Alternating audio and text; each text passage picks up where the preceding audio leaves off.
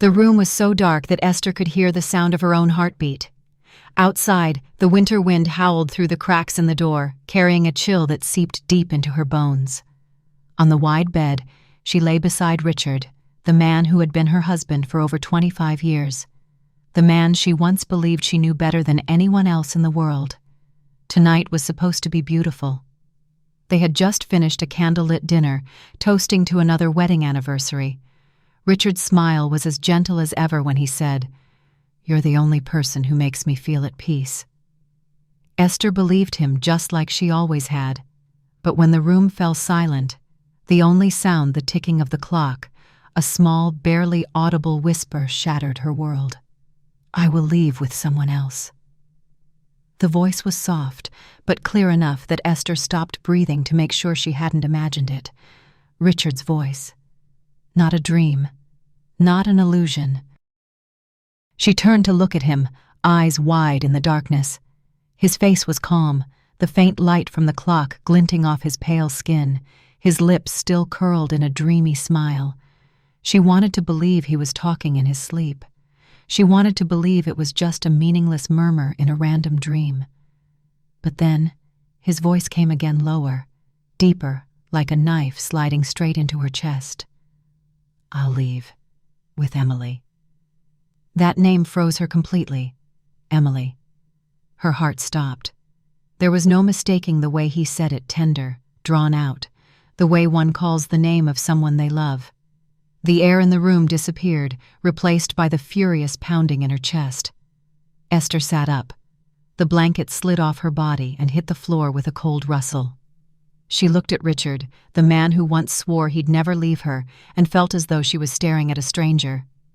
Moonlight spilled through the window, lighting half his face, just enough for her to see the faint smile lingering on his lips.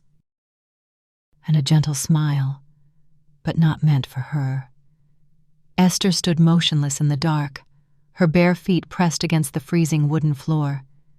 It felt like stepping straight into a nightmare, but she wasn't dreaming. That voice, that name, echoed through her veins, through her bones. She turned toward the window. The moon had disappeared behind heavy clouds, leaving only a dim light cast against the opposite wall. The room seemed to shrink around her, thick with silence, as if it were swallowing her whole. On one side, the man sleeping peacefully, unaware of anything.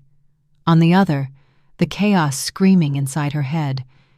She walked slowly to the dressing table. The round mirror reflected the image of a woman she barely recognized. That face had once glowed when Richard proposed to her, had once looked proud while raising their child alone through the years he was busy building a career, had once softened when she welcomed Emily into their home as family. But now, in the pale light, she saw only a drained face, hollow eyes, and the weariness of someone who had carried too much for too long. On the table sat her unfinished glass of wine, its bitter aftertaste still lingering on her lips. Just hours ago, they'd raised those glasses to celebrate 25 years of marriage.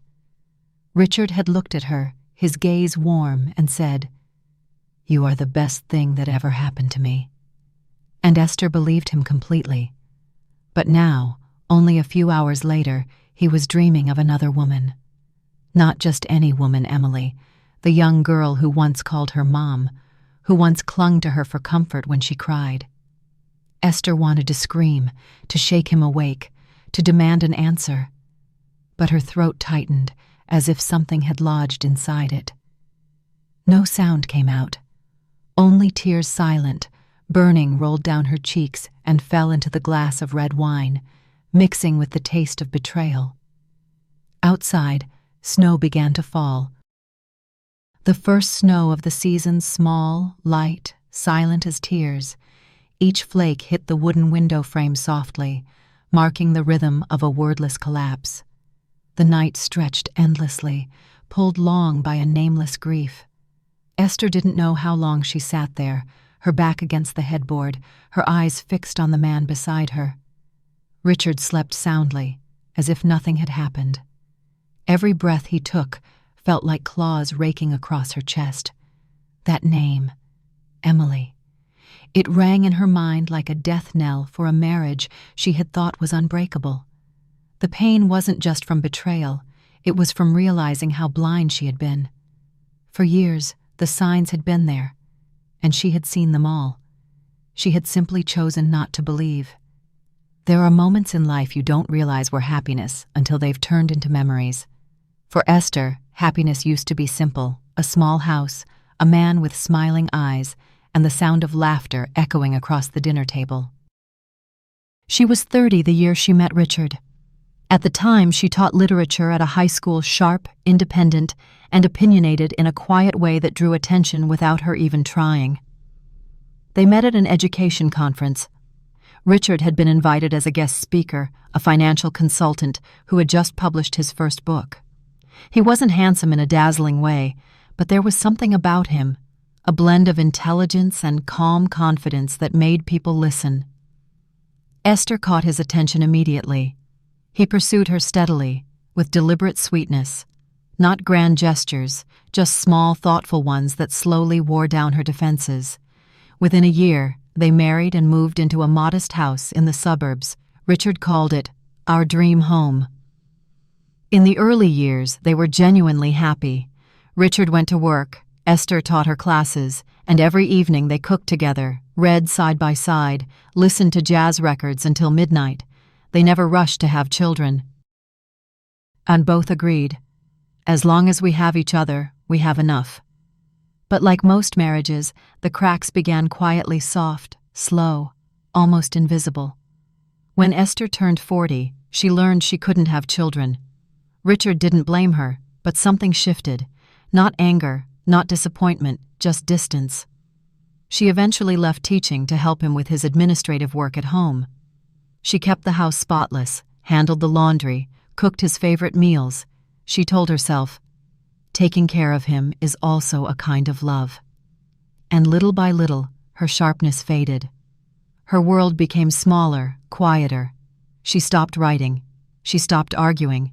She began to believe that love and sacrifice were the same thing. She never complained because she still believed. Then came the March rain, the day Emily arrived. A girl barely 19, standing at the gate with a worn suitcase and rain-soaked hair. Esther recognized her instantly, the daughter of her best friend from college, the friend who had just died of cancer 3 weeks earlier. Before she passed, that friend had written, "If anything ever happens to me, please take care of Emily. Treat her as your own." Esther had promised, without hesitation, and now, looking at that fragile young woman shivering in the rain, she knew she would keep that promise. Emily moved in soon after. She was shy, polite, and withdrawn, a psychology freshman who always seemed a little lost. Every evening, she'd sit at the dining table, telling Esther small stories about her day: a kind professor, an awkward classmate, a stubborn cough that wouldn't go away. Esther fell in love with her quickly, like a mother whose heart had been waiting too long. She cooked for her, nursed her through colds, helped her shop for clothes, even set aside a drawer in her closet just for Emily's things. One night, while they were wrapping dumplings together, Esther had smiled and said, "If you ever need to call someone Mom, you can call me." And Emily did, softly, thankfully. Each time that word Mom left Emily's lips, Esther's heart trembled. It wasn't just maternal affection. It was the feeling of being needed, of being loved without condition. Over time, Emily became part of the household. At first, Richard seemed distant, but months later, he began to open up, asking about her classes, suggesting books, sometimes helping her with her essays. Esther didn't think anything of it. She was happy to see them get along. Sometimes, late at night, when Richard worked in his study, Emily would bring him tea. Sometimes, Esther would hear faint laughter from behind the half-closed door. And each time she smiled, thinking, "It's wonderful they're so close." She didn't know. She couldn't know. That in those moments a thread had begun to tighten around her neck, silky, invisible, and deadly. Because some truths only come into focus when it's far too late. Esther had always thought of herself as perceptive. After all, she'd spent years teaching students how to read between the lines, how to notice what's unsaid. But within her own home, beside the man she shared a bed with, she missed every subtle sign, each one by one. She remembered one summer evening. Richard was in his study, door slightly open. Emily sat beside him, laptop on her knees. They were reviewing a presentation for her class. Esther knocked softly and stepped in, holding a plate of fruit.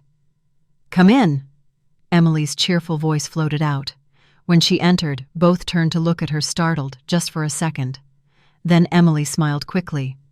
"You brought fruit?" "Perfect timing." Richard nodded, pretending to refocus on the laptop screen. At the time, Esther noticed nothing unusual. But now she remembered the way Emily had pulled her jacket hastily over her legs, though the room was warm. The way Richard avoided her gaze for half a heartbeat. Half a heartbeat enough for a clear-headed woman to sense something was wrong. But she hadn't been clear-headed. She had been living in the comfort of her own illusions. Once, Richard left his phone on the kitchen counter. Esther wasn't the type to snoop, but the notification caught her eye. "Thanks for earlier. I really needed that." Esther smiled to herself. Emily must be thanking him for helping with an assignment, she thought. Now she wondered, what had Emily really needed, and what exactly was earlier? Some weekend mornings, Richard would leave the house early, saying he needed to jog for his health.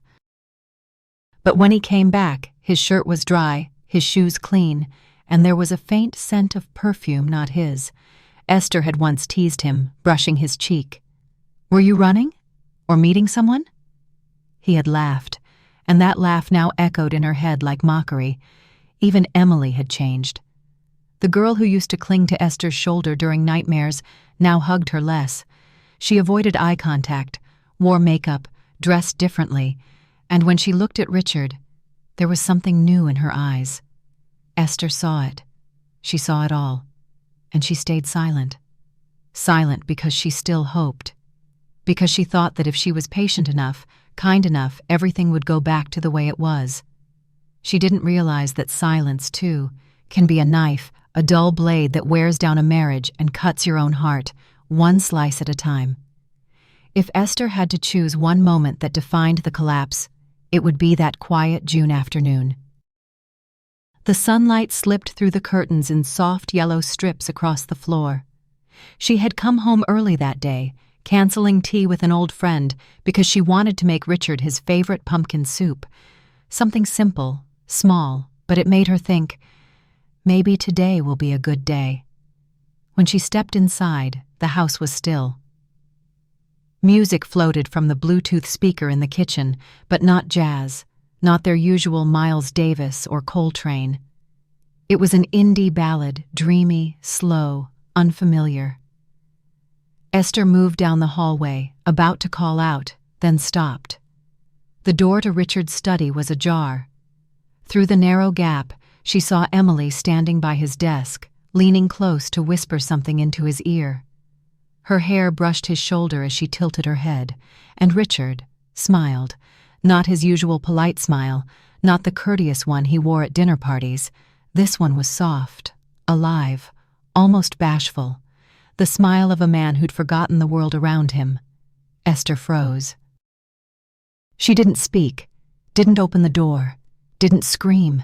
She simply stood there, silent as a shadow, until Emily turned and their eyes met. Emily flinched, startled. "Oh, Mother, you're home?" "Yes," Esther replied evenly. "We were just reviewing my thesis," Emily added quickly, her voice a little too bright. "She needed some feedback," Richard said, not looking at her, his hand hovering over the mouse. Emily's eyes were wide with panic. Richard's avoided hers. Esther smiled, nodded, turned away. But that single image, the tilt of Emily's head, the look in Richard's eyes as he gazed at her, it branded itself into Esther's memory, like a photograph burned into film. After that, she asked no questions. She didn't check phones, didn't confront either of them. She simply carried on smiling, cooking, listening, existing, because sometimes survival wears the mask of composure. After the night of the whisper, Esther never slept the same again. Every time Richard shifted in bed, every soft murmur in his sleep, she woke instantly. But instead of confronting him, she began to listen. She became an observer of her own life, watching from the outside, as if she were studying a play she used to star in. It began with his phone. Richard no longer left it lying around. He kept it in his pocket, even brought it into the bathroom. But one afternoon, while he was showering, a single ping broke the silence. Esther glanced over. On the lock screen glowed a message. E. I miss our mornings. Still remember the taste of your coffee. Esther didn't open it. She just stared until the screen dimmed and went dark. Her hands trembled, but not from heartbreak. Something colder moved inside her. A shift. She was no longer the faithful wife. She was the collector of evidence. The next morning, she began cleaning his office under the excuse of organizing his paperwork. In a drawer, beneath a stack of files, she found a small photograph of Emily. It was taken by the lake. Emily sat on a wooden bench, hair swept by the wind, her face turned slightly away, wearing a soft smile that wasn't for the camera, it was for whoever stood behind it. On the back, a single line in handwriting that looked hauntingly familiar. Captured the way I'll always remember her. No date, no name. But Esther knew the hand that wrote it. She stood there for a long time, the photo trembling in her grip, until her palms grew damp with sweat. She didn't cry. She simply stared into those eyes, the same eyes that had once called her mom. A few days later, it was time for the family's monthly lunch. Richard sent out the invitations as usual, and of course Emily was among them. She's still part of the family, he'd said casually, as if the last few months hadn't turned their home into a graveyard. Esther smiled, said nothing. She baked Emily's favorite apple pie, hands trembling as she peeled each apple. The smell of butter and cinnamon filled the kitchen, sweet, nostalgic, cruel. When Emily arrived, Esther didn't need to look to know it was her. Only Emily knocked twice, then opened the door. "Hi, I'm here," the girl called out brightly. Esther wiped her hands on her apron and stepped into the living room. Emily wore a beige dress, her hair in a loose bun, makeup light but careful. Richard stood nearby, hands in his pockets. The moment Emily walked in, his face lit up, only for a second, but for Esther, that second lasted forever. "You've lost weight," Esther said, keeping her voice steady. "Too much studying lately, Mom," Emily replied with a faint smile, her glance flicking briefly toward Richard. The lunch unfolded like a perfect play. Richard served food to Emily. Emily laughed at his jokes. Esther poured water, smiled in all the right places. Every gesture rehearsed, every line delivered flawlessly. But each time Emily's gaze lingered too long on Richard, Esther felt a pinch deep inside her chest, as if someone were twisting a needle there. At one point, Richard told an old joke one Esther had heard a dozen times. Emily laughed so hard she slapped his arm, then turned to Esther and teased, "Mom, how many times have you heard this one?" Esther smiled politely, but inside she thought, enough times to know when it's a performance. Later, when Emily stepped into the kitchen to wash the glasses, Esther approached Richard. "You and she seem very close," she said quietly. Richard nodded. "I care about her." "In what way?" "The same way you do. You care about her too." Esther smiled faintly, refilling his glass of wine, but her thoughts screamed, "And you sleep with the person I cared for the most." She didn't say it aloud, not because she feared the answer, but because she wasn't ready for the curtain to fall not yet. Not in front of witnesses, not until the tears had turned to steel. 3 days later, while tidying the living room, Esther found something wedged beneath a sofa cushion, a small black notebook, its corners frayed, its cover soft from handling. Emily's. Esther knew it instantly. Emily used to jot things down constantly, notes, lists, fragments of thought. Esther had often watched her, head bowed over the page, handwriting neat and careful. She picked it up, meaning to set it aside, but her hand didn't let go. A pulse of dread ran through her. What if the answers were inside? What if the truth was already written? She opened it, fingers trembling. The first pages were harmless class schedules, to-do lists, bits of diary entries. But halfway through, she stopped. One page, undated, written in a firmer hand. He touches me as if I'm the only thing that reminds him he's alive. But when he leaves me, he goes back to the woman who raised me, trusted me, loved me as her own. That's the worst part. I don't know who I'm becoming anymore. Esther closed the notebook immediately. The air vanished from the room. Every word cut into her skin like glass. No names, no places, but she didn't need either. Richard, Emily, her, a triangle, a tragedy. And she was all three roles at once, the wife, the mother, the betrayed. She sat down, notebook on her lap, hands white from gripping too tightly. No tears, no screams, just a vast, suffocating emptiness. On the table nearby, a vase of tulips drooped, their petals collapsing one by one. The most beautiful things, Esther thought numbly, always die before we realize they're fading. Esther said nothing about the notebook.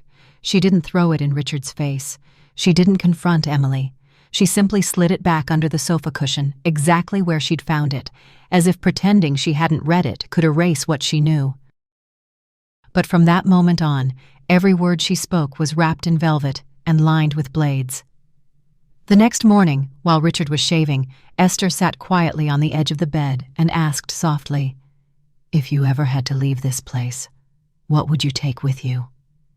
His hand froze midair. Foam clung to his chin, but he didn't turn. "What do you mean?" "Just wondering. I've never thought about leaving." Esther smiled faintly, though her reflection in the mirror didn't. "Haven't you?" After a pause, she asked again, "Do you think it's possible to love two people at the same time?" Richard frowned. "I'm not a poet, Esther." "You don't need to be a poet to be unfaithful." Silence. Long enough that she could hear the drip of water from the faucet. That evening, she invited Emily over for dinner without warning. Emily arrived nervous, clutching her bag. "You called so suddenly, I wasn't sure if I should bring anything." "You just need to bring the truth," Esther said, pouring wine. Dinner was thick with silence. Richard drank more than usual. Emily hardly met her eyes. Esther watched them both, every flicker, every stolen glance. When only the three of them remained at the table, she spoke. "Emily," she began gently, "are you in love?" The girl froze, spoon halfway to her mouth. Why do you ask that?" "Because there's something in your eyes, a look people only have when they're in love." Richard coughed. Esther turned to him. "And you, Richard? Are you in love?" A perfect double trap, a joke that wasn't a joke. No one laughed. Emily's hand trembled. Richard looked away, and Esther held her wine glass like it was the only thing keeping her upright. Emily excused herself first, mumbling something about an exam. Esther followed her to the door. "You left your notebook here last time," she said calmly. "It's on the sofa." Emily's eyes widened for a split second, then softened into a weak smile. "Thank you." I didn't think you noticed." "I didn't read it," Esther lied, still smiling.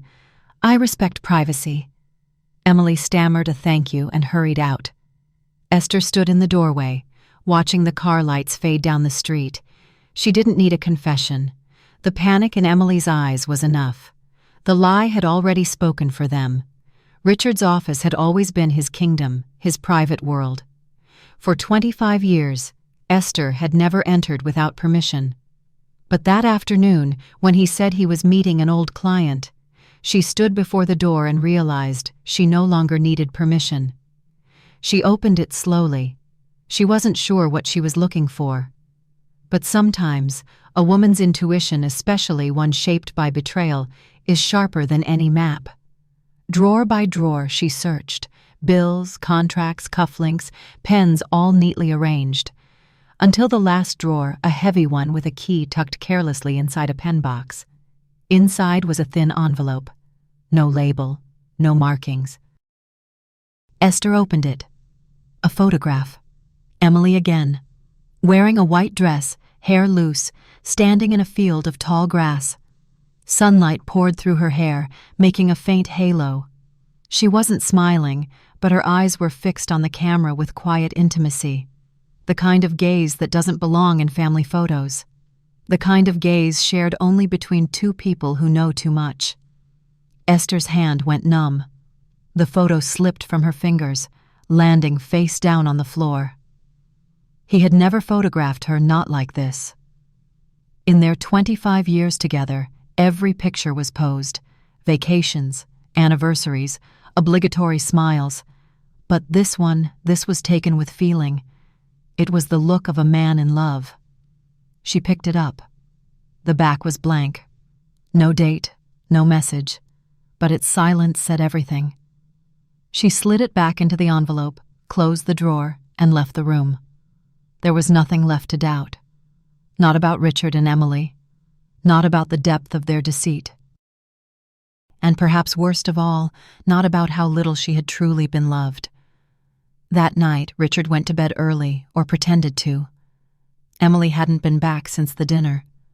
But Esther could still feel her presence in every corner of the house, like perfume that refused to fade. She sat at her vanity. The round mirror was old, its frame scratched by years of use. She used to sit there each morning, putting on cream, brushing her hair, applying lipstick. Now she only stared. The woman in the mirror stared back, sunken eyes, cracked lips, expression carved from stone. Who are you, she thought. You're the one who accepted less and less love with every passing year, the one who gave everything and saved nothing for yourself. She closed her eyes. Flashes of memory flickered Emily laughing in the kitchen, Richard tapping her forehead and calling her my silly wife. The three of them watching movies, laughing together. All beautiful, all lies. A dream built on one woman's kindness and two people's pretense, she whispered to her reflection, her lips barely moving. If I disappeared tomorrow, would anyone come looking for me? The mirror stayed silent. Mirrors always do. She stood, walked to the balcony. Snow had given way to rain, thin, cold, cleansing. She tilted her face upward, letting it wash over her. For the first time, she wasn't numb, she was awake. She turned back toward the bedroom. The lamplight fell softly over Richard's sleeping form. From a distance, the room still looked peaceful, warm, but that peace no longer belonged to her, and perhaps hadn't for years. The phone rang near noon. Esther was folding towels in the laundry room when the sound echoed from the living room. Richard had forgotten his phone on the table. At first, she didn't move, but when it rang a third time, then a fourth, her eyes flicked to the screen. Emily. Her fingers brushed the phone before she could stop herself. She pressed answer. Esther didn't speak. She just listened. Richard. Emily's voice trembled on the other end, breathless, frightened. I can't do this anymore. I can't keep pretending. She doesn't deserve this. I can't hide from her forever. There was a pause, then a whisper, breaking like glass. I'm carrying your child. Esther froze. The world went silent.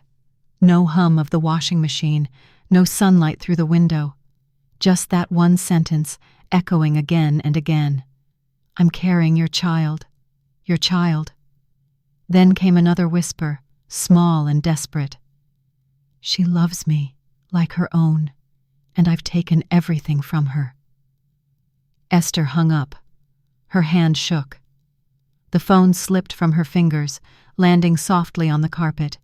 She didn't scream. She didn't cry. Her body simply rejected the air. She stumbled to the bathroom, gripping the sink, and vomited until there was nothing left but the taste of acid and grief. For the first time, Esther felt unclean, not because of what they had done, but because she had loved both of them too much. When Richard came home that afternoon, the house was eerily still.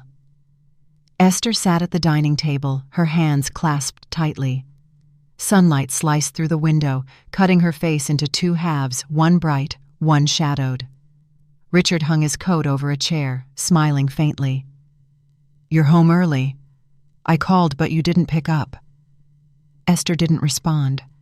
He hesitated. "Is something wrong?" She rose slowly, walked toward him. Her heart pounded in her chest like a war drum. "Do you have something to tell me, Richard?" Her voice was low, steady, too steady. He blinked. "What do you mean?" "You know exactly what I mean." Silence. "Emily," she said. "She's pregnant. With your child." The color drained from his face. He didn't move, didn't speak, just stared. 1 second. 2. 3. Esther laughed, a brittle, humorless sound. "How long were you planning to keep quiet? Until the baby was born? Or until I finally died from pretending not to know?" Richard opened his mouth, but no words came. Esther stepped closer. "Did you ever think about what that did to me?" Her voice sharpened. "She called me mother, Richard. I protected her. I loved her. And you—" She broke off, trembling, her eyes burning. "You put your hand on her stomach while I put my hand on my chest and told myself I was still happy." Richard looked down. His lips trembled. "You didn't just betray me," she whispered. "You destroyed the woman who once believed you were her whole life." She turned and walked away. Behind her, Richard stood motionless, his breath ragged, his hand gripping the table for balance, as if he was holding on to the ruins of his own cowardice. They met the next day at a cafe near the university, Emily's favorite spot. Esther chose a table by the window, where no one would overhear. When Emily walked in, she looked small, frail, one hand instinctively resting on her flat stomach. "You wanted to see me?" she asked softly, eyes down. Esther didn't answer at first. She simply looked at her, the same girl she'd once taken shopping for dresses, the girl who'd asked, "Do I look pretty, Mom?" Now that same mouth had spoken the words that ended everything. "I know you're pregnant," Esther said quietly. Emily froze. Her lips parted, but no sound came. Tears pooled, trembling at the edge of her lashes. "I wasn't going to hide it forever," she whispered. "I just didn't know how to tell you." "Still calling me mother, are you?" Esther's tone was calm, almost gentle, but the calmness was sharper than anger. Emily lowered her head. "I never meant to hurt you. It just happened." "Did it?" Esther leaned back. "So what do you want me to think, that you fell into his bed by accident? Out of loneliness? Out of love?" Emily shook her head, sobbing. "I don't know." "I swear I didn't mean for it to go this far." Esther's smile cracked like old glass. "I took you in. I fed you. I trusted you. I gave you a family. And in return, you gave me this, his child, growing inside you." Emily buried her face in her hands, crying silently. After a long moment, she whispered, "I'll make it right. I won't let him leave you. I know I can't replace you." Esther interrupted softly. "No one replaces anyone, because what's been lost is me, not him." Not you. Me. Silence hung between them. Esther stood.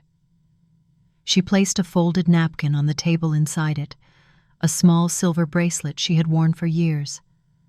On the inside, 3 words were engraved: grace, light, mercy. Keep this, Esther said. Not to remember me, but to remind yourself that someone once loved you with everything she had. Emily reached out, shaking. Her tears splashed onto the silver. Esther turned to go, pausing just long enough to say, "Be a better mother than I ever was. And when your child asks who the father is, tell the truth, because the things we hide always find their way back." She walked away without looking back.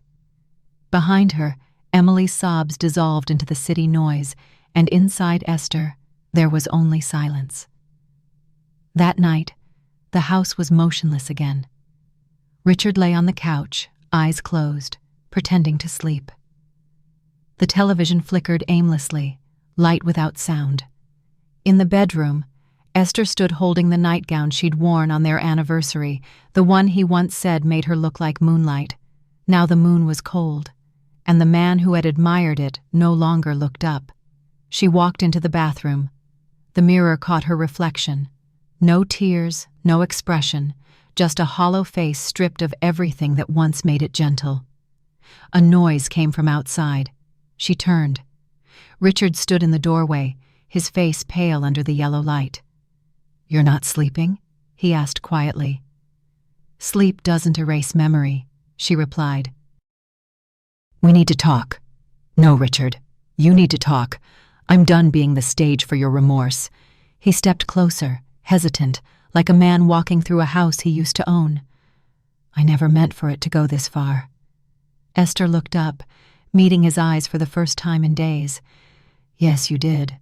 From the first moment you touched her, from the first lie you told me, you knew exactly where it was heading. You just didn't expect me to hear you whisper her name in your sleep." He said nothing. There was nothing left to say. Esther's voice cracked, but her words were clear. "You didn't just sleep with another woman. You slept with my daughter. She may not share my blood, but she called me mother. And you knew that." Richard's lips parted, but she lifted a hand to stop him.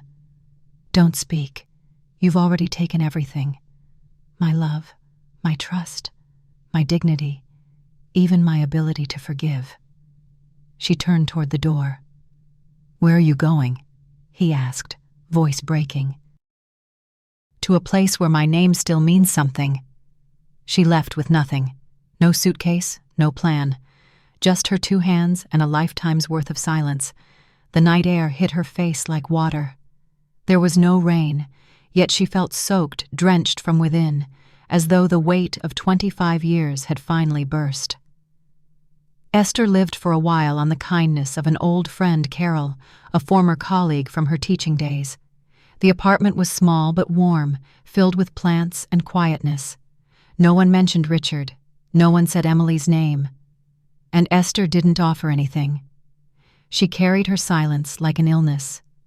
One morning, Carol knocked softly and entered the room, holding a worn envelope. "I found this in your stack of papers," she said. "Didn't know if it was important." Esther took it. The handwriting on the front was faded. "For Esther, if one day you need to know." Her heart skipped a beat. The handwriting. It was Hannah's Emily's mother. Esther's hands trembled as she tore the envelope open. Inside were 2 documents, a folded letter and a birth certificate. She unfolded the letter first. "Emily is Richard's daughter. He never knew. I kept it secret all these years because he chose you and because you are better than I ever was." The paper slipped from Esther's fingers. Her eyes dropped to the birth certificate on the table. Father, Richard A. Whitmore. Mother, Hannah Clark. Child, Emily Grace. Clark. The world went white. Her breath hitched. Her chest tightened until she couldn't feel the air. Richard's daughter. He had betrayed her. Yes, but worse, he had crossed something sacred. He had fallen in love with his own blood. He had made his own daughter carry his child. The weight of that realization crushed her. Images flashed like lightning in her head. Richard laughing at the dinner table, Emily hugging her, the three of them together in the park, all reappearing under a new, grotesque light. Truth had warped the past into something unrecognizable. That evening, Esther returned to the house. The sky was bruised with sunset, a dull bronze fading into gray. Nothing in the house had changed, same furniture, same stillness, as if betrayal had left no mark at all. Richard opened the door. He didn't look surprised. Maybe, she thought, he'd been waiting for this. "Why are you here?" he asked quietly. Esther didn't answer. She stepped inside, placed the envelope on the table. The letter, the birth certificate. Richard's eyes fell on them, and his face shifted not to shock, not even guilt, but resignation. "You knew?" she asked. He said nothing. "How long?" she pressed. His voice came barely above a whisper. "Since she was 19, when you said you'd bring her here to live with us, I recognized her. Didn't you notice how much she looks like me?" Esther's hands clenched until her knuckles whitened. "And you still let me call her my daughter. You still let her call me mother. You still let her lie beside you while I cooked dinner in the same house." Richard closed his eyes. "I thought I could control it," he murmured. "I thought it was pity, then care. Then it wasn't anymore. And when I realized it, I couldn't stop." His voice cracked under the weight of it. "I didn't tell you to protect you." "No," Esther said, her voice sharp and cold. "You stayed silent to protect yourself." Richard broke, then tears spilling, shoulders shaking like a child's. "I've lived in a mistake, Esther. But Emily, she didn't know. Don't hate her." Esther's eyes were dry. Her voice was steady as stone. "I don't hate her. I pity her. Because all her life, she searched for love, and the first man she found was her father." She turned toward the door. "I didn't come here to cry or to rage. I came to bury you not with dirt, but with truth." She paused, looking at him one last time. "From now on, I'll live as if you never existed." She opened the door. The sunset spilled through the hallway, brushing against the wedding photo still hanging on the wall. She stopped, lifted the frame down, looked at it for a long moment, then placed it on the table beside the envelope. "This is all that's left of you in my life," she said softly. "A photograph, and a face I no longer recognize."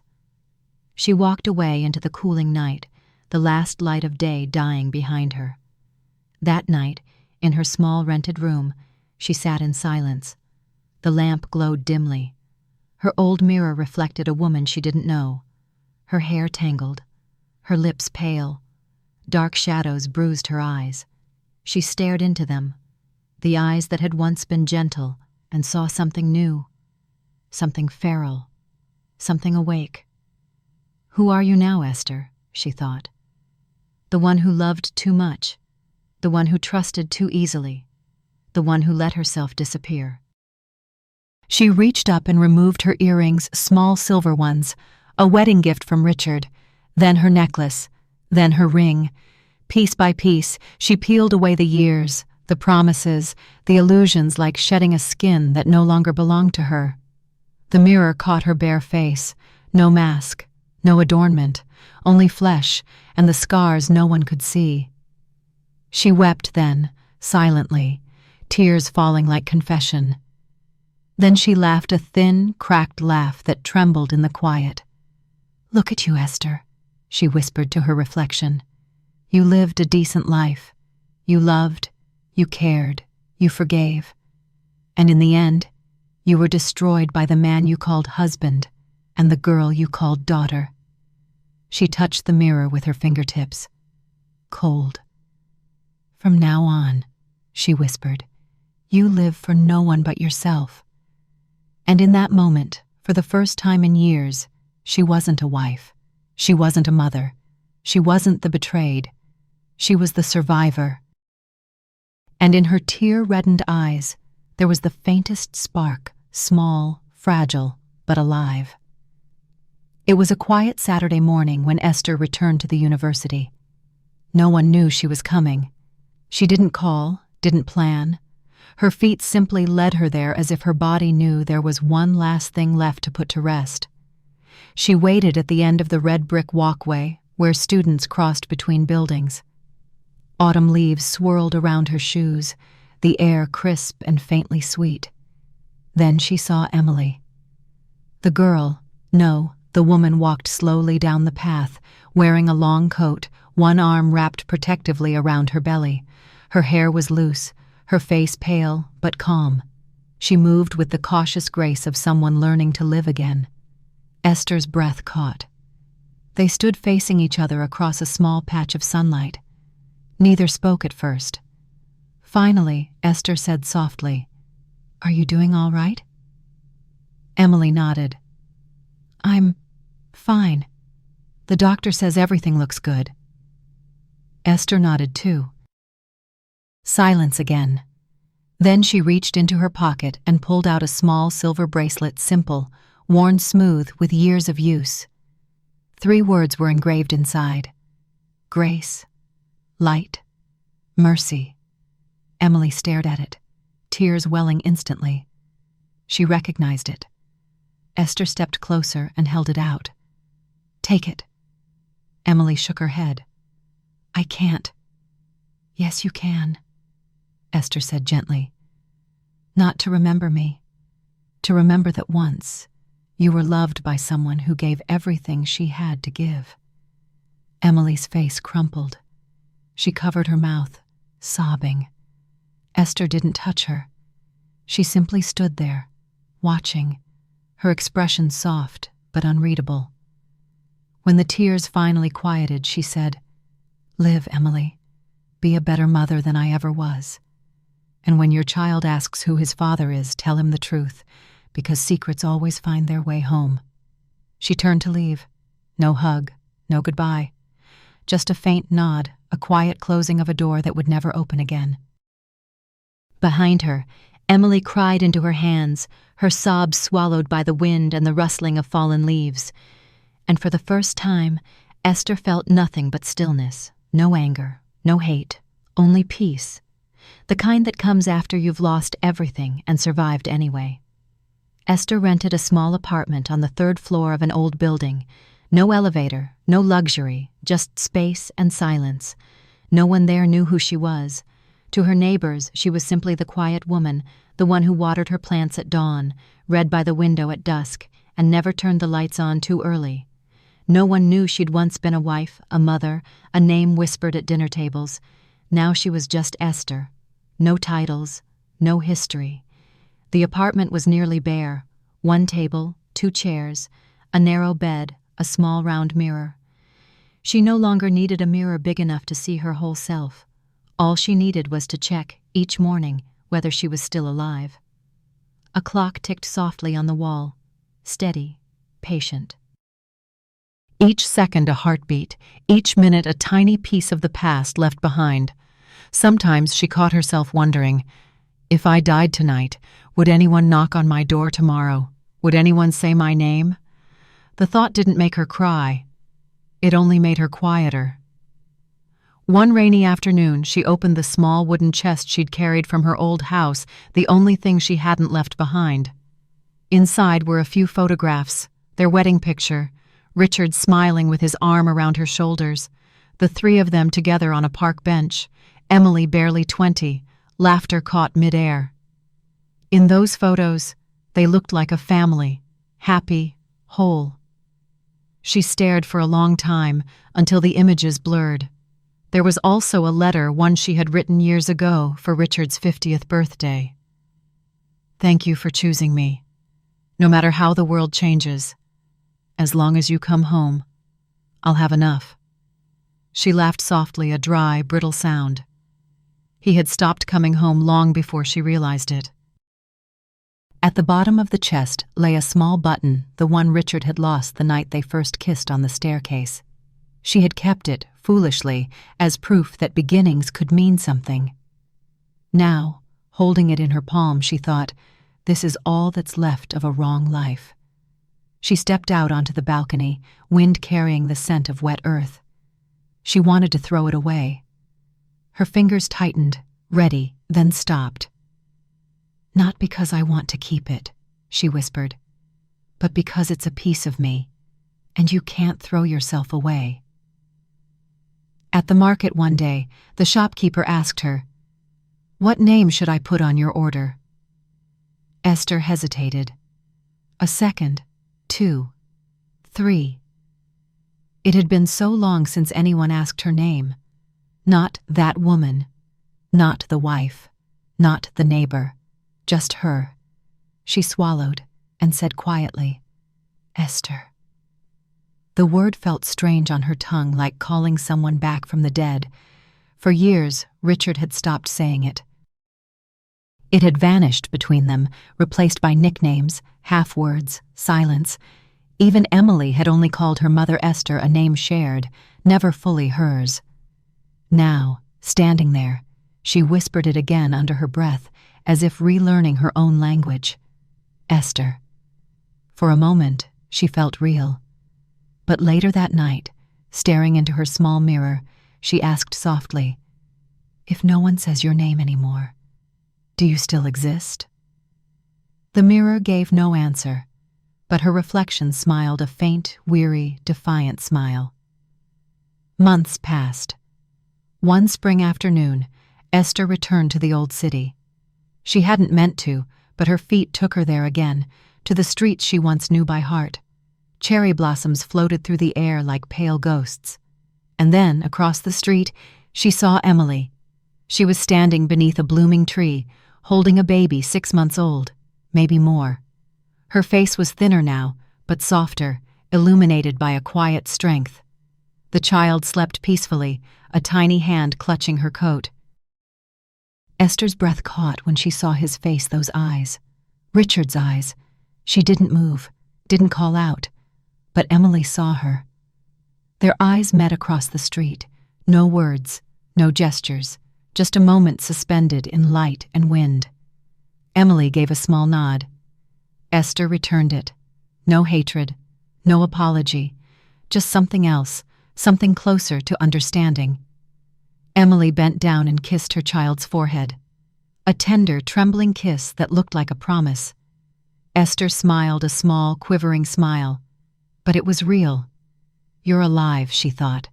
"That's enough." She turned and walked away, the petals swirling around her feet. No past, no forgiveness needed, only release. Behind her, the city kept moving. Ahead, the world opened quiet, uncertain, but hers. The train station waited at the end of the street. She boarded, found a seat by the window. As the train began to move, she watched the city shrink in the glass. The streets, the cafe, the house, the cherry tree. Tears slid down her cheeks, not of sorrow, but of weight leaving her body. A whisper escaped her lips, barely audible over the sound of the rails. "I'm still alive, and this time, I'll live for me." Outside, the cherry blossoms drifted on the wind like snow, like forgiveness, like the start of another life.